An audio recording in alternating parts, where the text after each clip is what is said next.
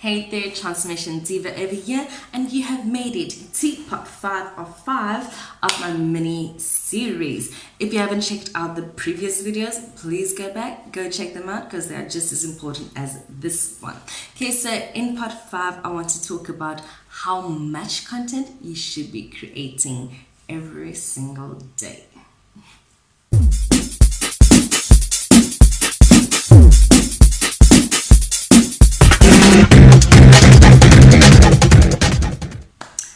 The short answer, as much as humanly possible. Like your head needs to be exploding with content every minute of the day. You literally need to find a way to bombard your audience with as much valuable content as possible. Underline that word, valuable. You need to provide a lot of good, valuable content to your audience and across a variety of platforms.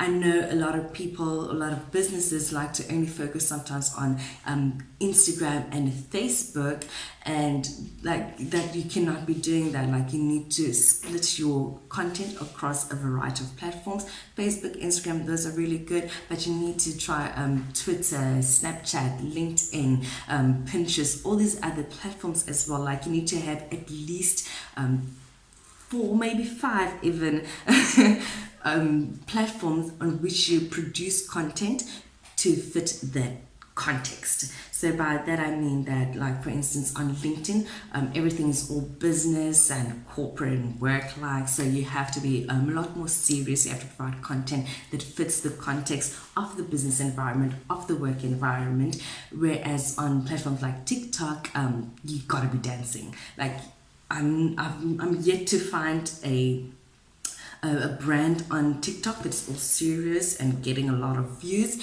Like if you're not dancing, you're not making your audience laugh, chances of your content being viewed are very, very slim. Okay, so yeah, a whole lot of content across a variety of platforms fixed to the context of that platform. Okay. So on Facebook, apparently you should only be posting once daily. I'm not sure about that, but in any case, on Twitter, you can be posting anywhere between 15 times a day or much higher if you want. That's because a tweet has a much shorter lifespan, so to speak, than a Facebook post. Then on Pinterest, you can again post 11 times a day, if not more. That's because that's just the nature of Pinterest. You're allowed to put a lot of your different blog posts. And then on Instagram, you should only be posting once or twice a day, or you will annoy your audience. Then on LinkedIn, you can be posting once a day. You should only be posting once a day. Apparently, 2 times is way too high. And then with a blog, you can be blogging 4 times a week, or as many times as your fingers can handle. I don't know if you remember the stat I put up on part 1, where blog posts only gain traction and traffic after 24 to 51 posts. So yeah, you can be blogging as much as you like.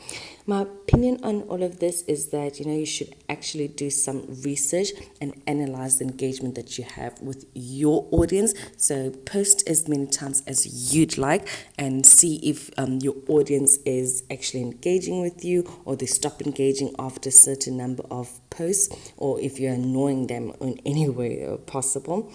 But yeah, just do your own research and actually analyze your data rather than just going on what the internet says is enough times to post. Okay, and then other important factors to consider is that you have got to be consistent with your marketing, your social media marketing. Consistency is key every single time.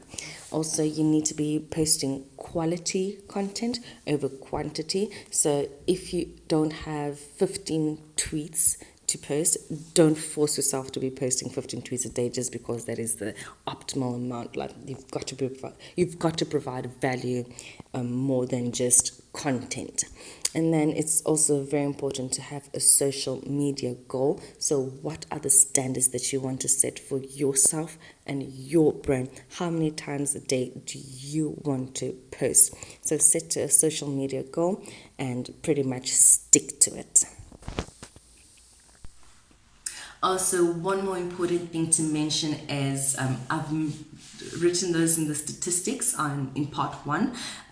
Video content is very, very, very, very important these days.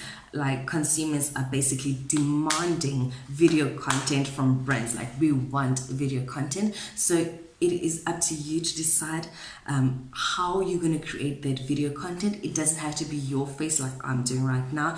It can be, you just need to figure out a way to create video content about your products, about your services, about creating value, and in a way that's going to attract the consumer.